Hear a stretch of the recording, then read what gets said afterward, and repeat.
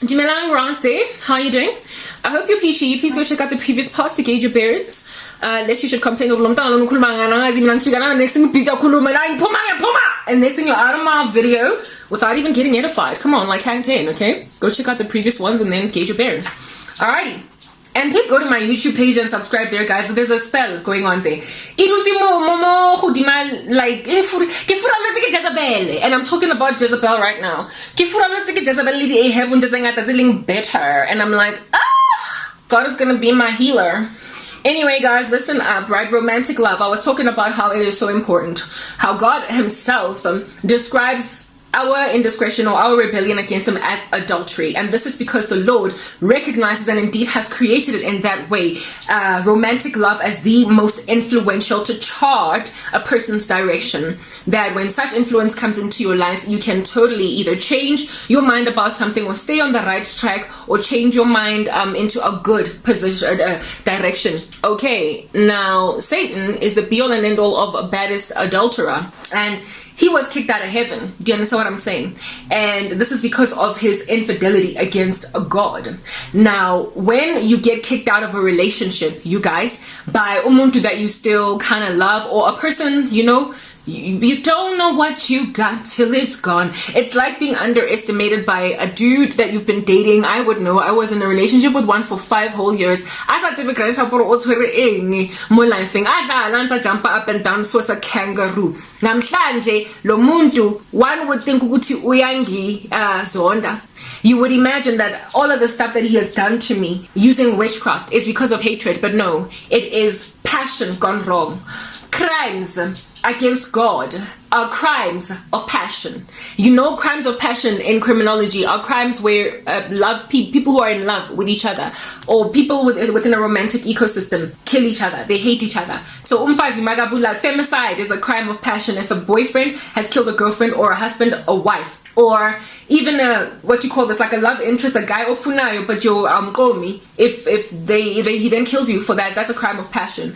These are the kinds of people, like if you think how crimes of passion tend to happen, like I said, in the earlier analogy that I was using, a man walks into his wife having an affair with another man and shoots both people dead, right? It's just a lot of wrath that all of a sudden rises up, in a great feeling or sense of betrayal that causes a finality. It's like, if I can't have you, no one can. There is no more poignant an emotion than romantic love. We don't feel the same way. We don't get the same giddiness, the same excitement, the same power when we, you know, love our moms, or love our dads, or love our babies, our kids, or love our pets, or love usually the kind of love that makes you jump up and down, or feel like you feel alive. You feel alive, like you really feel alive when you fall in love. It's romantic love. You don't feel that way when you meet a friend that you like, a new chick that you know you gel together and grand. Yeah, but you don't go home and say, I met this girl to your mom. I spoke about that, right? But if you meet Jabu, it's like, oh, I met this dude, his name is Jabu, and you literally cannot deal. You wake up in the morning and your heart is still like, yo, and power to heal, but it also has power to devastate, right? God did it that way. And so, and again, the first ever relationship that happened on the earth was between a husband and wife. That kind of love. And God emphasizes the importance of this kind of love all throughout the scriptures, to a point even of calling his son our husband and we his wife. And those of us who dishonor him are adulteresses. We are sinning against the mighty one of Israel, and in an adulterous capacity, right? That is how the Lord looks upon romantic love.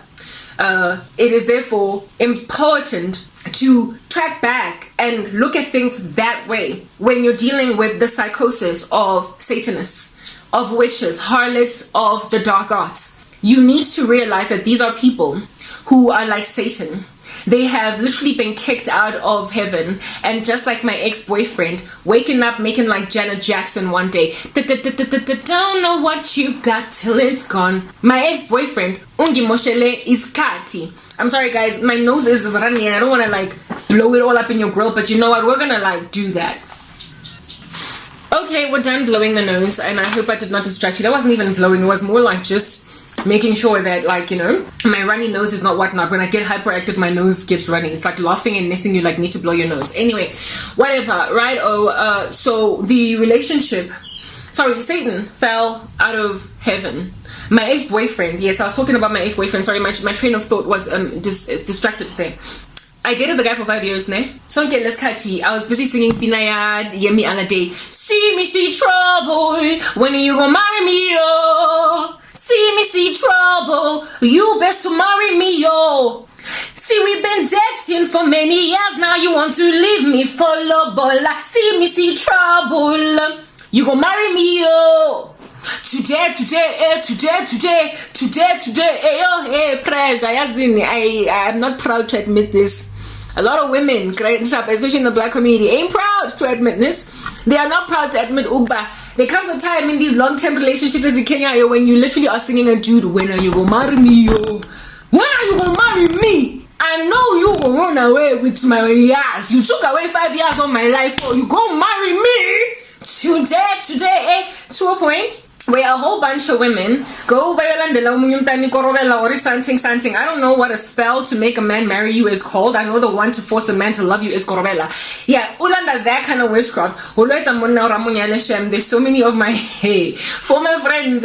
But we back off and bang banyetse banna baba jisitseng. On some nake go zamme but ne re jola 5 years ka fela no etsang 7 and nake tlatsang ntse ke le in a relationship for almost a decade usanyana. Baba shapa ka and now they're stranded in marriages where akuna thando. Anyway, I was in the same knot and a bunch in a predicament as these ladies. A boyfriend, a busy, jola lana, gumnandi. Hey, make out of me an honest woman. You know, cloth here, but I'm not married. Like, I don't want to give you a baby out of wedlock. I'm glad I didn't do that. Because I was broody. I wanted a child, but no, like, marry me. If you want it, then you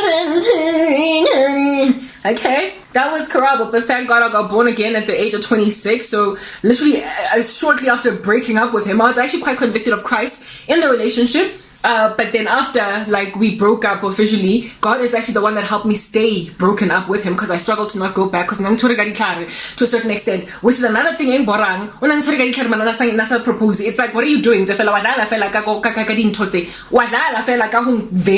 Making sure I don't go out, I'll propose anyway. So he wasted my years. He wasted my time, 5 years in total that we were together. This random buffoon, Nekimu Binela see me see trouble when are you gonna marry me? And the dude didn't because I think maybe Merakangutingi placeholder or he was irresponsible or guys, I created bangs and manje they are eluding me, hey? They're eluding me, my bangs are no longer banging, and I'm like, what a betrayer you are, you're like my friends and family. My bangs are unfaithful. Why are my bangs unloving? Anyway, how long have I been talking for, Lana? Salon selective, salon shine. Salon selective, salon shine. Let's move on to the next part.